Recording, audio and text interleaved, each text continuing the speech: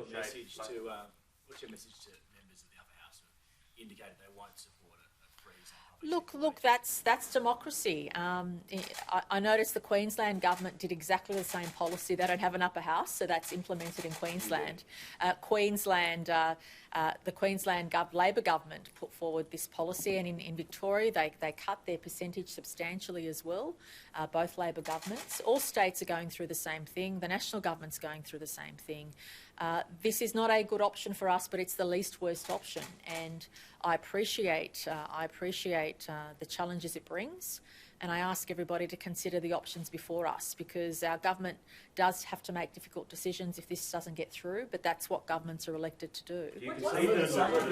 Can you please not shout? I can hear you all, just one by one. I'm here for as long as you need me to be. Thank you. You can see that it looks a little bit messy that you announced a policy and the upper house, most of the crossbench, immediately said that they were not going to allow that regulation to go through, and now the Treasurer is having to negotiate with those crossbenchers to try and have a passage of law. We always assumed that would be the case. Of course you have to negotiate with the crossbench. That's always the case. And anyone who thought otherwise wasn't being real. We always assumed this would be the case.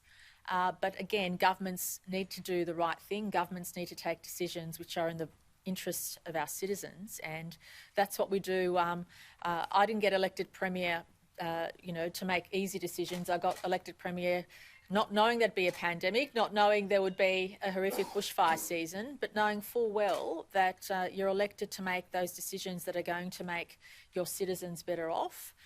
And that's democracy. Wouldn't it have been better, Premier, wouldn't it have been better to negotiate with the crossbench before announcing the policy rather than have a fun fight afterwards? I think it's important for governments to stake what is in the best interest of their citizens. It's important for governments to say, these are the facts, this is what we think is the best way forward, and how people respond to that is a matter for them. And it's important for us to stake our position, to say why we're doing it, to acknowledge that other states have done exactly the same thing, and to explain why it's important for us to be able to pursue this. It is just for 12 months.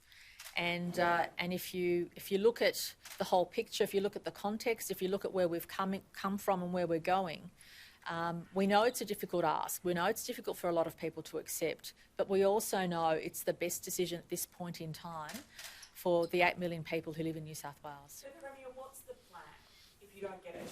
What's the plan? Well, look, we will cross that bridge when and if we come to it. But you must have thought about. Yeah, we have a number of options before us. But let's make sure we go through the process.